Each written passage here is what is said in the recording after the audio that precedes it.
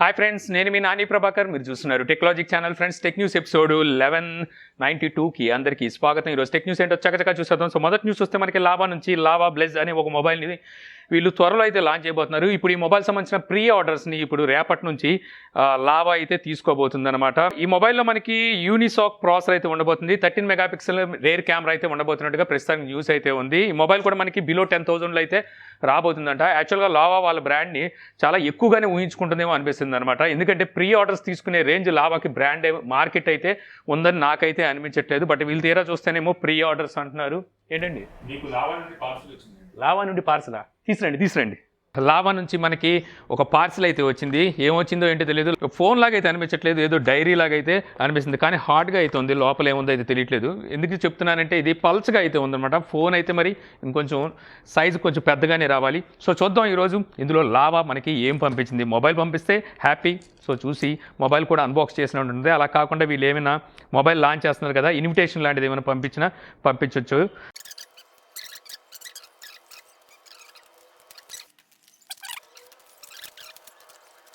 ఈ ఇన్విటేషన్లు ఇవన్నీ దేనికి? డైరెక్ట్గా మొబైల్ పంపించేయక. సో చూద్దాం ఇన్విటేషన్లు ఏముందో. ప్రౌడ్లీ ఇండియన్ అని చెప్పి దీని మీద అయితే రాసుంది. సో కనిపిస్తుంది కదా, ప్రౌడ్లీ ఇండియన్. ఓపెన్ చేద్దాం. ఢూమ్. ఓకే.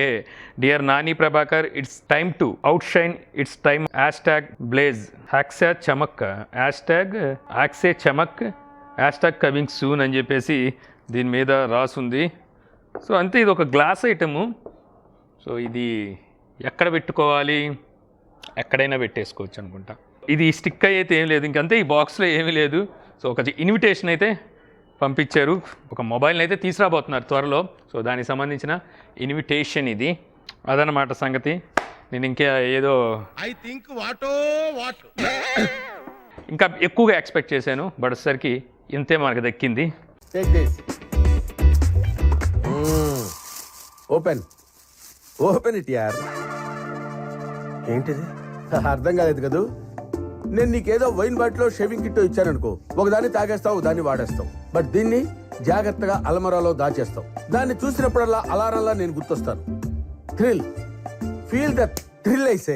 ఇక నెక్స్ట్ న్యూస్ చూస్తే Samsung Galaxy M13 4G variant అలాగే 5G వేరియంట్ ఈ రెండింటిని అయితే టీచ్ చేస్తుంది అనమాట. ఈ రెండు మొబైల్స్ మనకి జూలై 14వ తారీఖున అయితే లాంచ్ చేయబోతున్నట్టుగా కన్ఫర్మ్ అయితే అయ్యింది. మనకి M13 4G variant already launch చేశారు. సో అదే మొబైల్ని మళ్ళీ వీళ్ళు రీడిజైన్ చేస్తూ బ్యాక్ సైడ్ ఏదైతే కెమెరా ఉందో ట్రిపుల్ కెమెరా సెటప్తో వస్తుంది. అక్కడ మనకి కెమెరా బంపింగ్ అనేది తీసేసి ఫ్లాట్గా వీళ్ళు కెమెరాస్ని అయితే తీసుకురాబోతున్నారు అనమాట. ఆ తరహాలో వీళ్ళు రీడిజైన్ చేసి ఈ మొబైల్ తీసుకొస్తున్నారు.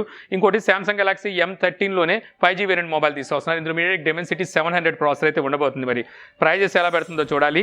ఇక నెక్స్ట్ న్యూస్ చూస్తే రీసెంట్ డేస్లో మనకి ఎలక్ట్రిక్ వెహికల్స్ ఫైన్ క్యాచ్ చేస్తున్న సంగతి తెలిసిందే కదా. సో ఇందువల్ల ఎలక్ట్రిక్ వెహికల్స్ మ్యానుఫ్యాక్చరింగ్ కంపెనీస్కి గవర్నమెంట్ షోకాస్ నోటీస్ పంపించినట్టుగా అయితే న్యూస్ ఉందన్నమాట. సో ఆల్రెడీ దీని మీద ఇన్వెస్టిగేషన్ అయితే చేశారంట. సో ఈ ఫైర్కి మెయిన్ కారణం ఏంటంటే నాసి రకం మెటీరియల్ యూజ్ చేయడమే అని చెప్పేసి చాలా వరకు అయితే తేలింది. దీనివల్ల అన్ని కంపెనీలకి ఏవైతే ఇప్పటి వరకు ఫైర్ క్యాచ్ చేసినాయి అందులో వాలా, ఒకినావా, ప్యూర్, ఇవి తర్వాత ఇంకా అదర్ కొన్ని బ్రాండ్స్ కూడా అయితే ఉన్నాయి. వీళ్ళందరికీ ఇప్పుడు షోకాస్ నోటీస్ అయితే వీళ్ళని అయితే వివరం కోరినాయి అనమాట. సో ఖచ్చితంగా మీరు ఫైర్ క్యాచ్ చేయడానికి గల కారణాలు ఏంటో తెలియజేయాలని చెప్పి గవర్నమెంట్ గట్టిగా వార్నింగ్ ఇచ్చినట్టు అర్థం ఇది. ఇక నెక్స్ట్ చూస్తే మనకి nothing phone 1 so road map అయితే బయటకు వచ్చింది. కొత్తగా రావడానికి ఏముంది, ఆల్రెడీ వీళ్ళు మన ఫూల్ చేసిన సంగతి తెలిసిందే. జూన్ 30 వరకే వీళ్ళు ప్రీ ఆర్డర్స్ తీసుకుంటాం, ప్రీ పాస్ ఇస్తామన్నారు. తర్వాత ఇప్పుడు కూడా ఇంకా కంటిన్యూ అయితే అవుతూనే ఉంది. స్టిల్ ఇప్పటికీ కంటిన్యూ అవుతుంది. ఎప్పటి వరకు వీళ్ళు ఈ విధంగా ప్రీ పాసెస్ ఇస్తారో, వీళ్ళ దగ్గర ఎన్ని యూనిట్లు ఉన్నాయి, ఫస్ట్ బ్యాచ్కి అంటే జూన్లో ఆల్రెడీ బుక్ చేసుకున్న వాళ్ళకి ముందు ఇస్తారా, సో తర్వాత జూలైలో బుక్ చేసుకున్న వాళ్ళకి సెకండ్ బ్యాచ్లో ఇస్తారా, దీనికి సంబంధించి ఎటువంటి డీటెయిల్స్ అయితే ఇవ్వలేదు. కానీ ఇంకా 2,000 రూపాయలు కట్టించుకొని ప్రీ పాస్ని అయితే వీళ్ళు కొనసాగిస్తూనే అయితే ఉన్నారు. ఇంకా అలాగే మనకి ఈరోజు ఈ మొబైల్కి సంబంధించిన అన్ని స్పెసిఫికేషన్స్ అయితే బయటకు వచ్చినాయి. 120 Hz డిస్ప్లే రీఫ్రెష్తో రాబోతుంది. స్నాప్డ్రాగన్ 778 ప్రాసెసర్ ఉంటుంది. సో ఈ విధంగా మనకి దీని మొబైల్ సంబంధించిన అన్ని డీటెయిల్స్ బయటకు వచ్చినాయి. ఉపయోగం ఏముంది, ఆల్రెడీ ఇవన్నీ అయితే ఎప్పుడో వచ్చేసినాయి. అలాగే ఈ మొబైల్ సంబంధించిన హ్యాండ్స్ ఆన్ వీడియోస్, సో ఈ మొబైల్ ఉండే ఫీచర్స్ కూడా ఆల్రెడీ బయటకు అయితే వచ్చేసినాయి. ఇక అలాగే ఇప్పుడు nothing phone founder NFT air డ్రాప్ని అయితే అనౌన్స్ చేశారు.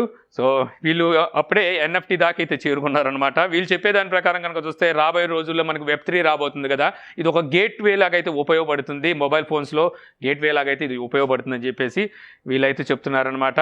సో దీని వచ్చేసరికి నథింగ్ కమ్యూనిటీ డాట్స్ అని చెప్పేసి అంటున్నారు. ఇక నెక్స్ట్ చూస్తే మనకి మించింకు ఇచ్చిన వివరాల ప్రకారం ఇంతకుముందు ఆల్రెడీ మనకు తెలిసిన న్యూస్, ఇంతకుముందు మీకు ఆల్రెడీ చెప్పాను. ఈసారి రాబోయే ఐఫోన్ 4 మోడల్స్ అయితే ఉండబోతున్నాయి. ఇందులో 2 మోడల్స్ మనకి హైర్ ఎండ్ మోడల్స్ అనమాట. అంటే iPhone 14 Pro and 14 Pro Max, ఈ 2 హైయర్ మోడల్స్.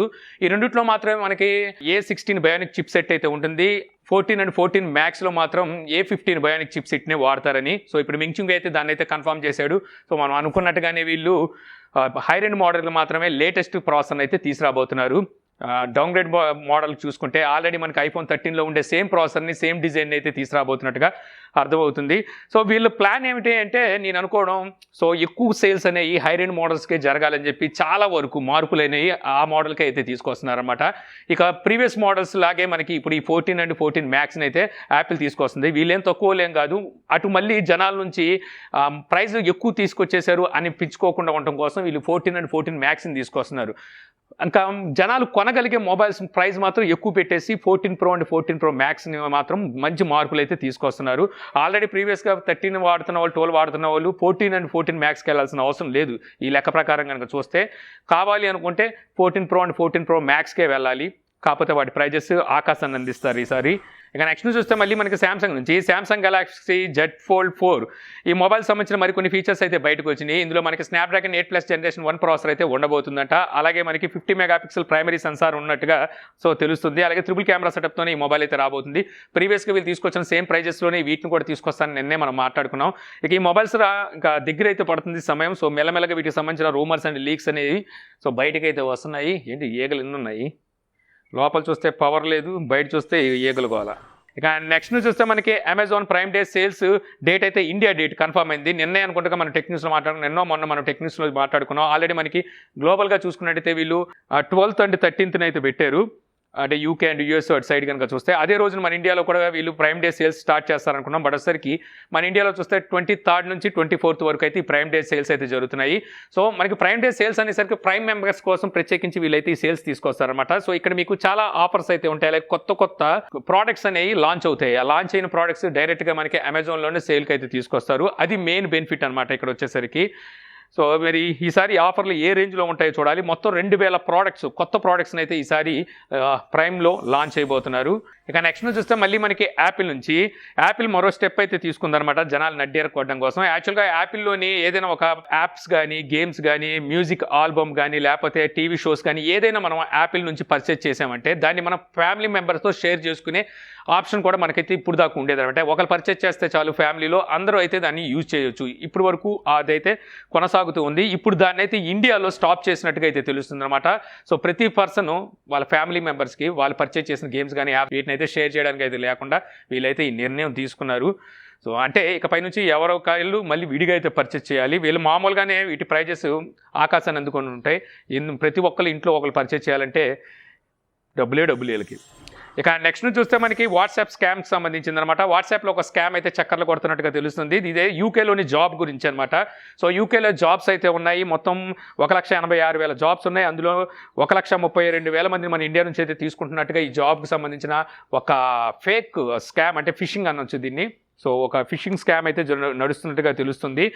సో ఇక్కడ వచ్చేసరికి వీసా ఫ్రీ, అలాగే మీకు బెనిఫిట్స్ ఏంటి, తర్వాత ట్రావెల్ ఎలాగా, ఛార్జెస్ ఎలాగా, అలాగే అక్కడ మీకు శాలరీస్ ఎలా ఉంటాయి, అబోవ్ 16 ఉండాలి మీ ఏజ్, ఇవన్నీ వీళ్ళు కలెక్ట్ చేసి ఈ రకమైన స్కామ్ని అయితే చేస్తున్నట్టుగా తెలుస్తుంది. సో వీటిని నమ్మొద్దని చెప్పేసి ఇప్పుడైతే చెప్తున్నారు. ఇక ఫైనల్ నుంచి చూస్తే మనకి ఢిల్లీ గవర్నమెంట్ మ్యాండేటరీ అయితే చేసిందనమాట. ఎలక్ట్రిక్ వెహికల్స్ని ఎవరైతే ఫుడ్ డెలివరీ చేస్తారో, ఎవరైతే క్యాబ్ మెయింటెనెన్స్, క్యాబ్ని రెంట్కి అట్లకి ఇస్తూ ఉంటారో వాళ్ళకైతే ఇది మ్యాండేటరీ అని చెప్పేసి ఒక కొత్త చట్టాన్ని అయితే తీసుకొస్తున్నట్టుగా అయితే తెలుస్తుంది. ఏప్రిల్ 1వ తారీఖు నుంచి. ఇదేంటి ఏప్రిల్ ఎప్పుడు వెళ్ళిపోయింది కదా అనుకోకండి. ఇప్పుడు ఏప్రిల్ కాదు, మనకి 2030లో ఏప్రిల్ అంట. 2030 ఏప్రిల్ 1వ తారీఖు వరకు లోపు ఈ క్యాబ్ కంపెనీలు, డెలివరీ కంపెనీలు ఏవైతే ఉంటాయో వీళ్ళు వచ్చేసరికి వీళ్ళ వెహికల్స్ అనేవి మొత్తం ఈవీ వెహికల్స్నే వాడాలని చెప్పేసి వీళ్ళు ఈ కొత్త చట్టాన్ని అయితే తీసుకొస్తున్నారంట. ఒకవేళ అప్పటికి వీళ్ళు మార్చకుండా ఏప్రిల్ 1 తర్వాత నుంచి కూడా వాడితే ఈచ్ వెహికల్కి ఒక్కొక్క వెహికల్, వాళ్ళ దగ్గర ఎన్ని వెహికల్ ఉన్నాయి చూసి ఒక్కొక్క వెహికల్కి 50,000 రూపాయలు చొప్పున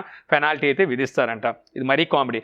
ఏదో ఇంకో 2 సంవత్సరాల్లో ఇలాంటి చట్టం తీసుకొస్తే బాగుంటుంది, కానీ 2030 నాటికి వీళ్ళు తెచ్చేది ఏముంది? ఆల్మోస్ట్ చాలా వరకు చాలా కంపెనీలు ఈవీలనే తీసుకుంటాయి. ఎందుకంటే పెరుగుతున్న పెట్రోల్ ధరలు, సో ఇవన్నీ చూస్తే ఎవరు మాత్రం పెట్రోల్ వెహికల్స్తో డెలివరీ ఇవ్వాలి, లేకపోతే కొరియర్ సర్వీస్ చేయాలి, ఇలాంటివి ఏమనుకుంటారు. సో అప్పటికి వాళ్ళే తెచ్చేస్తారు. ఫ్లిప్కార్ట్ కూడా ఇంతకుముందు చెప్పింది 2025 నాటికల్లా వీళ్ళు ఆల్మోస్ట్ 90% డెలివరీ వ్యాన్స్ ఏవైతే ఉంటాయి వీటన్నిటిని ఈవీ వెహికల్స్ అయితే చేసేస్తామని చెప్పి ఆల్రెడీ ఫ్లిప్కార్ట్ చెప్పేసింది. సో అప్పటికి చాలా వరకు కంపెనీలు అయ్యే షిఫ్ట్ అయిపోతాయి, వీళ్ళు ప్రత్యేకించి తెచ్చిన కొత్త చట్టం తేకపోయినా సరే. సో ఇంతే ఫ్రెండ్స్, నాకు ఈరోజు ఇంట్రెస్టింగ్ అనిపించిన టెక్ న్యూస్ వీడియో మీకు నచ్చింది అనుకుంటున్నాను. వీడియో మీకు నచ్చితే లైక్ చేయగలరు. యూట్యూబ్లో మా ఛానల్ ఇంకా సబ్స్క్రైబ్ చేసుకోకపోతే సబ్స్క్రైబ్ చేసుకోవడం మర్చిపోమాకండి. So thank you for watching. జై హింద్.